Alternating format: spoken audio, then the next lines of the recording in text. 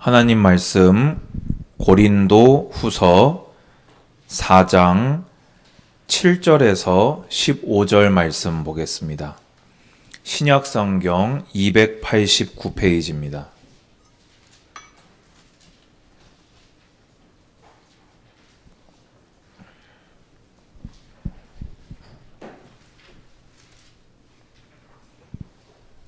고린도 후서 4장 7절에서 15절, 제가 한 절, 여러분들이 한 절 교독합니다. 우리가 이 보배를 질그릇에 가졌으니 이는 심히 큰 능력은 하나님께 있고 우리에게 있지 아니함을 알게 하려 함이라.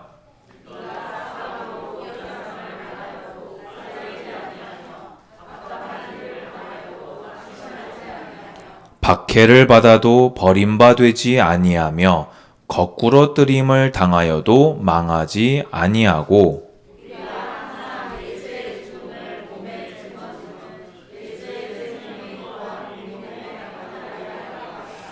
우리 살아있는 자가 항상 예수를 위하여 죽음에 넘겨짐은 예수의 생명이 또한 우리 죽을 육체에 나타나게 하려 함이라.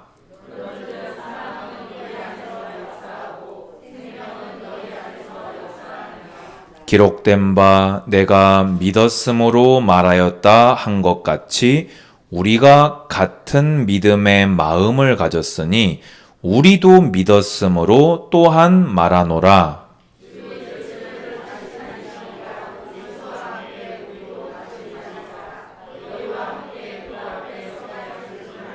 합독합니다. 이는 모든 것이 너희를 위함이니 많은 사람의 감사로 말미암아 은혜가 더하여 넘쳐서 하나님께 영광을 돌리게 하려 함이라.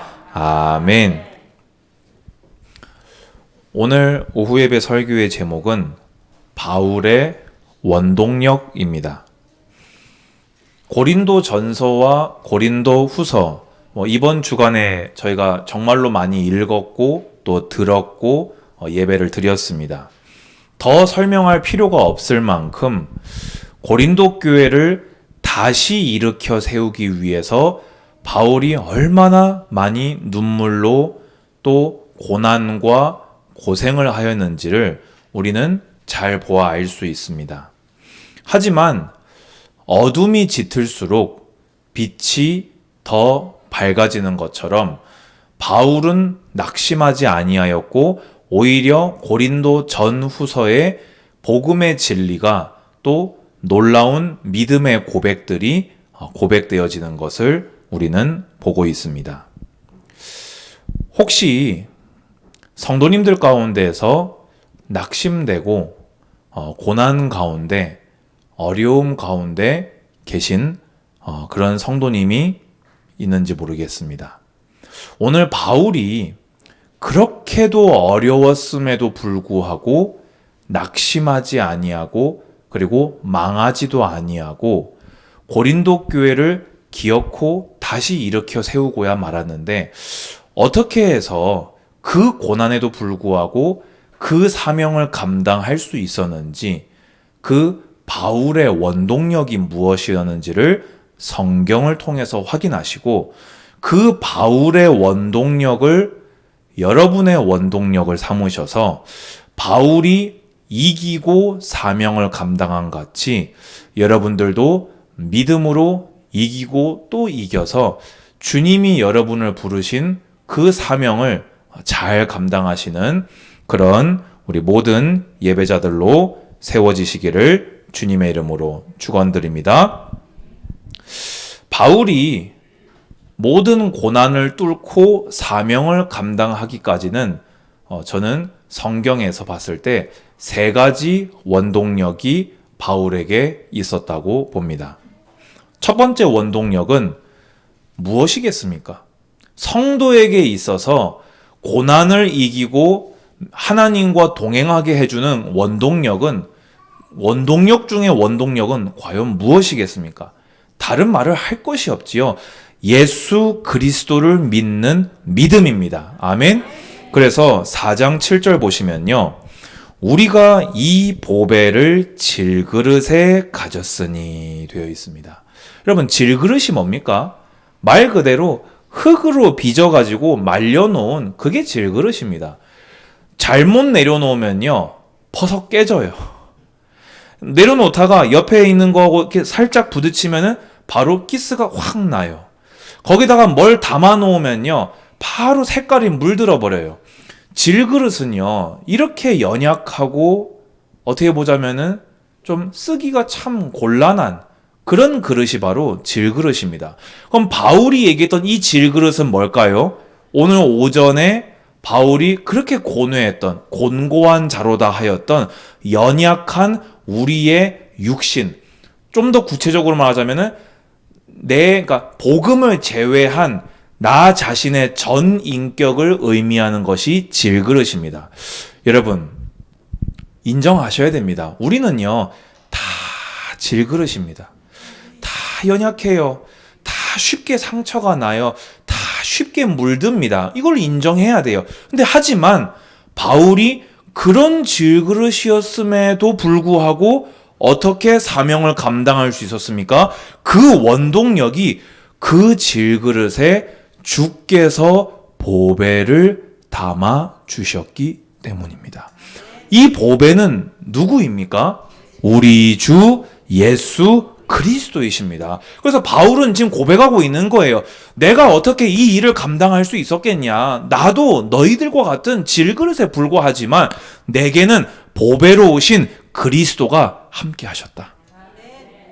그래서 이는 심히 큰 능력은 하나님께 있고 우리에게 있지 아니함을 알게 하려 함이라. 여러분, 하나님께서 왜 여러분에게 복음을 주셨습니까? 모든 사람들로 하여금 나를 구원하는 능력이, 고난을 이기는 능력이, 천국까지 가는 생명이 우리 육체에 있지 아니하고 하나님이 위로부터 내려주신 그리스도께 있구나. 여러분의 삶은 하나님의 전도지들임을 믿으시기 바랍니다. 그래서 우리는 고난 가운데 되려 감사할 수 있는 것이지요. 그래서 바울은 얘기합니다. 우리가 사방으로 우겨쌈을 당하여도 쌓이지 아니하며. 여러분, 우리가 사방으로 우겨쌈을 당하는 것 같은 일이 있습니까? 없습니까? 있습니다. 사방으로 우겨싸여서 정말 옴짝달싹할 수 없는 순간이 찾아온다니까요. 근데 그때 우리는 쌓입니까? 안 쌓입니까? 우리 안에 계시는 보배로 말미암아 그들은 쌓일지라도 우리는 쌓이지 않습니다. 아멘. 예수 생명, 예수 능력.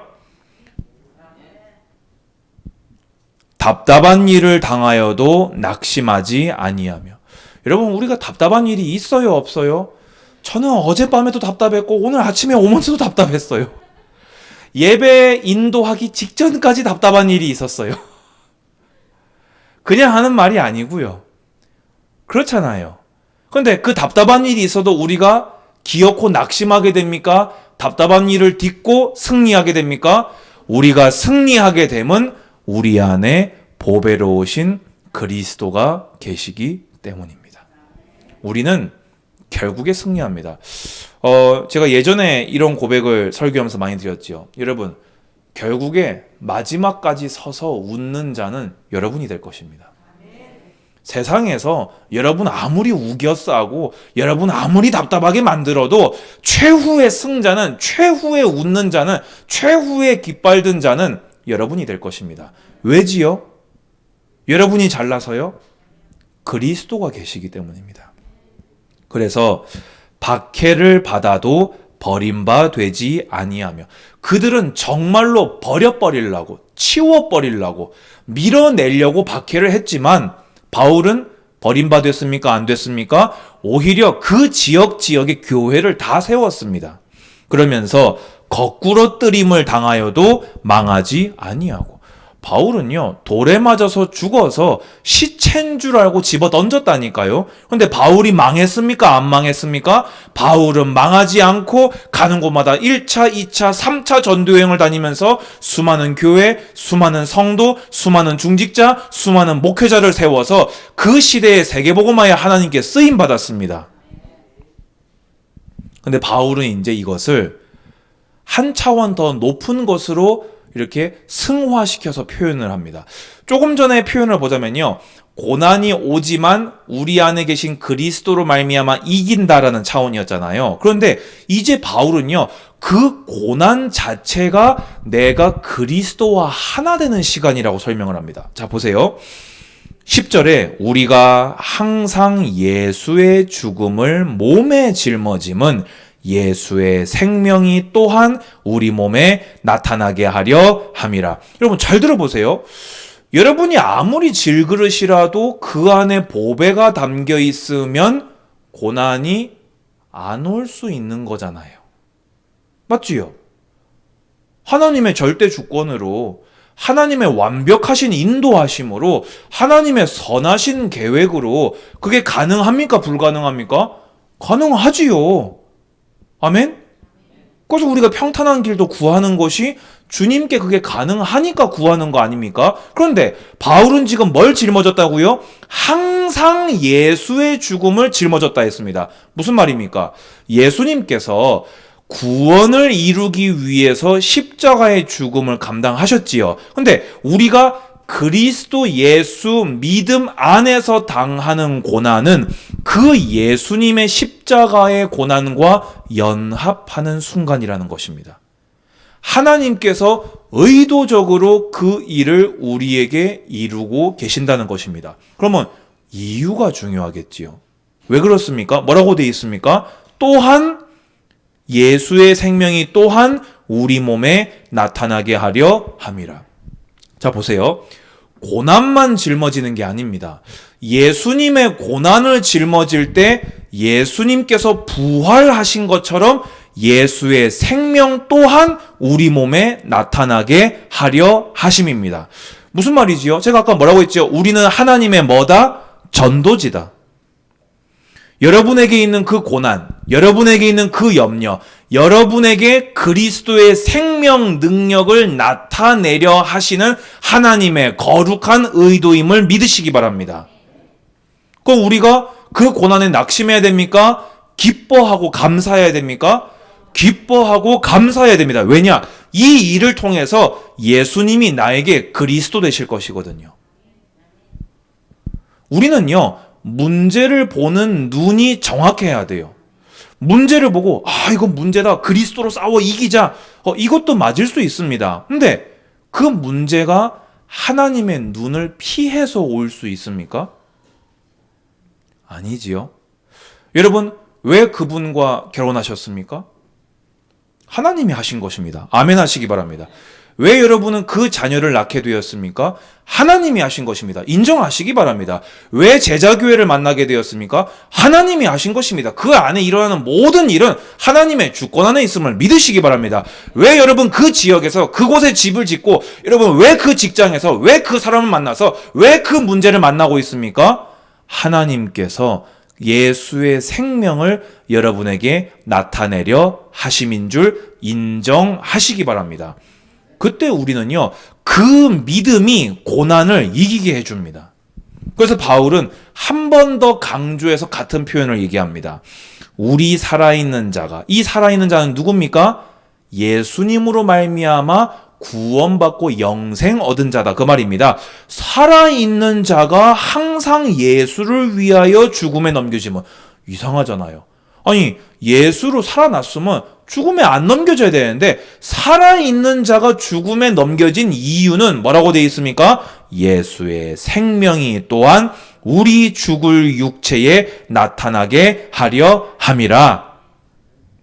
우리가 일부러 고난을 당할 필요는 없지요.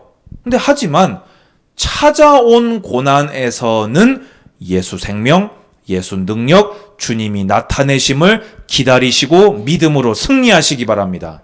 우리는 낙심할 이유가 전혀 없는 사람들입니다. 그래서 바울은 뭐라고 담대하게 고백했냐? 그런즉 사망은 우리 안에서 역사하고 생명은 너희 안에서 역사하느니라. 여러분, 이게 말이 어렵지요? 무슨 말입니까?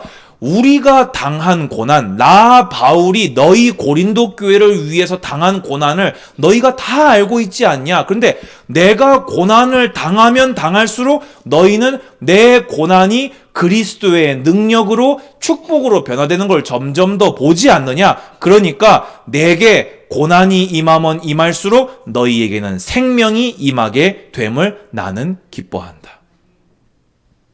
여러분, 이 정도 고백해버리면요, 못 말리는 거 아닙니까? 자기가 지금 자기를 어렵게 한 사람들을 향해서 내가 너희들 때문에 어려움을 당하면 당할수록 나에게서 예수 생명, 예수 능력이 막 나타날 테니까 그것이 너희에게 유익이 되어진다. 이제 한편으로는 기뻐하는 말임과 동시에 한편으로는 살짝 돌려서 고린도 교회 성도들이 깨닫기를 책망하는 말이기도 합니다. 여러분, 그래서요, 정말로 복음만 누리시기 바랍니다. 문제 앞에서 문제 누려버리는 순간 바로 낙심합니다. 아, 이게 문제구나. 아, 이게 큰일 났구나.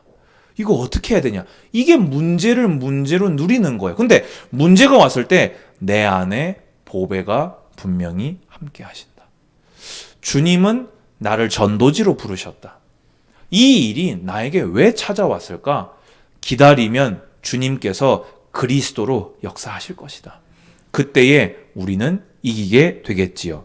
자, 그러면서 바울이 이제 구약을 인용하면서 이제 신앙을 한 번 더 고백합니다.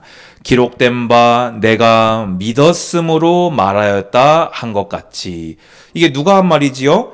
다윗이 시편 116편 10절에 내가 크게 고통을 당하였다고 말할 때에도 나는 믿었도다. 다윗은요, 얼마나 많은 고난을 당했습니까? 근데 그때도 다윗은 뭐라고 했냐? 내가 이 고통을 당할 때에도 뭐라고 고백했느냐? 나는 하나님을 믿는다. 그 믿음으로 다윗은 어떻게 됐지요?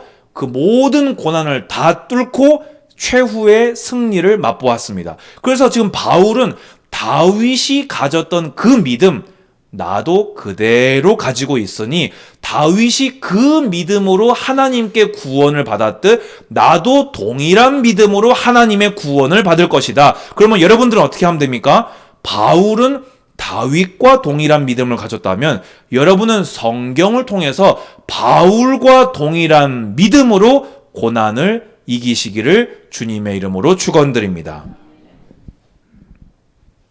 자, 그럼 두 번째 바울의 원동력입니다. 무엇입니까? 14절 보시면요. 주 예수를 다시 살리신 이가 예수와 함께 우리도 다시 살리사 너희와 함께 그 앞에 서게 하실 줄을 아노라 되어 있습니다.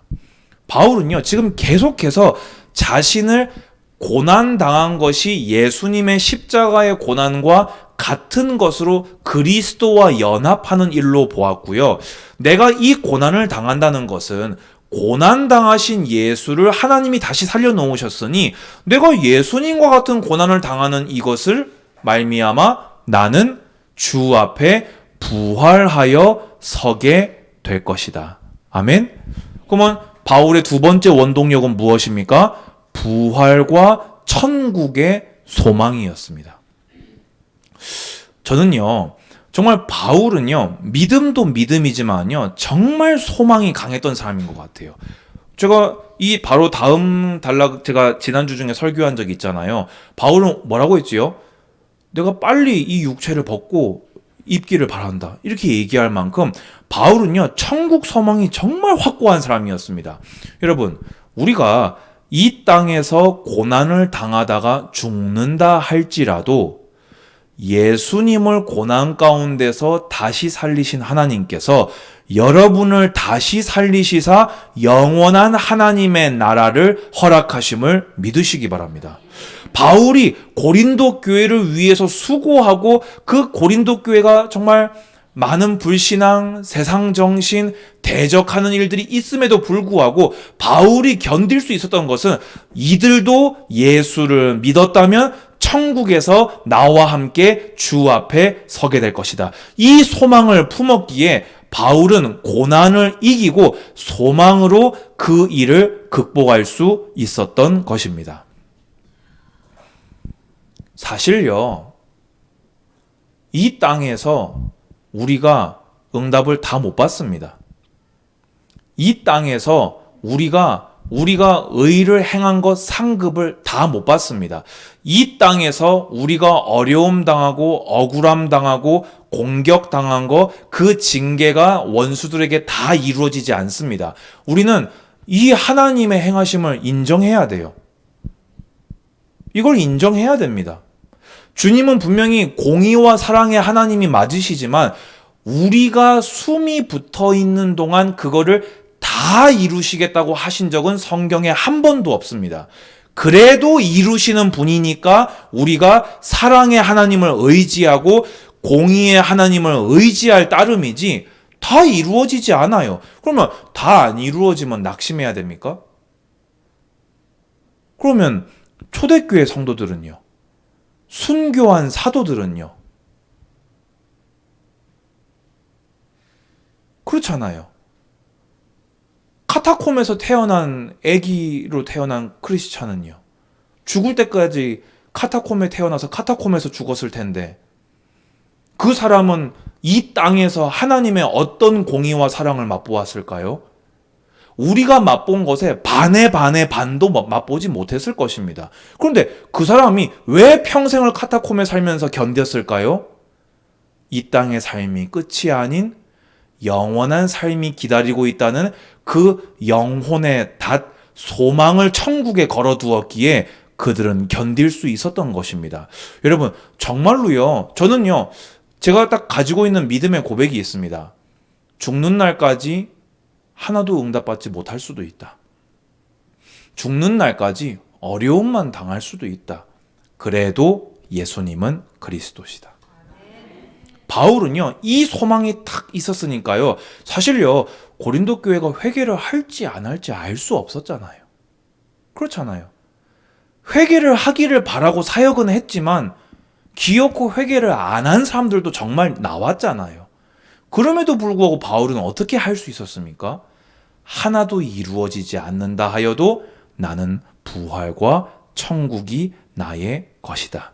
이 소망이 바울에게 있었던 것입니다. 여러분, 그래서 소망으로, 여러분, 제가 이렇게 말씀드리면 이제 오해하시면 안 됩니다. 예수 믿으면은 이 땅에서 어려움만 당하는구나. 아니요.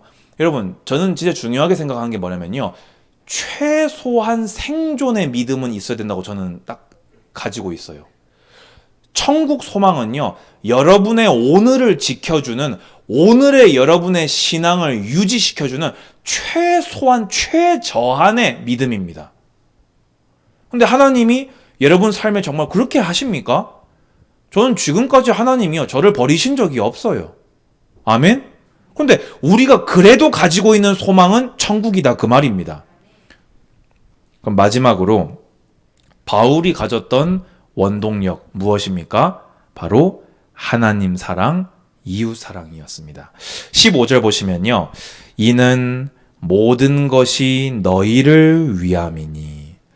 바울이요, 이 모든 고난, 역경 뚫고 감당한 이유는 결국엔 뭐였습니까? 고린도 교회 성도들을 위했기 때문입니다. 고린도 교회를 그냥 사랑한 거예요. 여러분, 사랑하면요, 이유가 필요합니까? 필요 없습니까?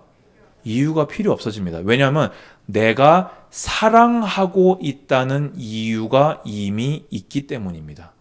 저는요, 성도님들께 글쎄요, 권면이라면 권면이고 부탁이라면 부탁하는 것이요, 여러분, 교회를 조금 더 사랑해 주시기 바랍니다.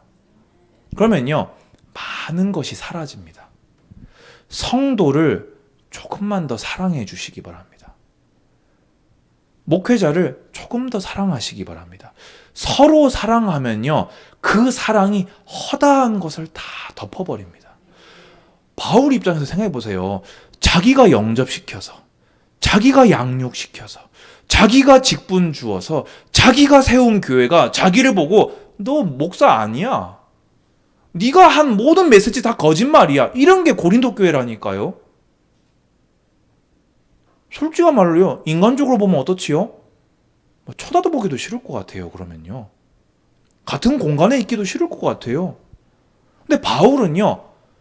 이 우겨쌈, 박해, 거꾸러뜨림 왜 당했다고요?